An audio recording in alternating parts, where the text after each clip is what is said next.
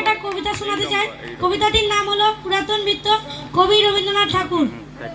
ভূতের মতন চেহারা যেমন নির্বোধ অধিঘোর, যা কিছু হারায় গিন্নি বলেন কেষ্টা বেটাই চোর। উঠিতে বসিতে করি বাপান্তর, শোনেও শোনে না কানে, যত পাইবে না পাইবে তো তবু না চেতন মানে।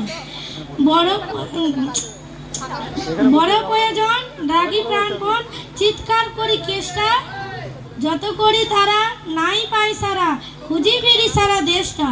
তিনখানা দিলে একখানা রাখি, বাকি কথা নাহি জানে, একখানা দিলে নিমেষ ফেলিতে তিনখানা করে আনে।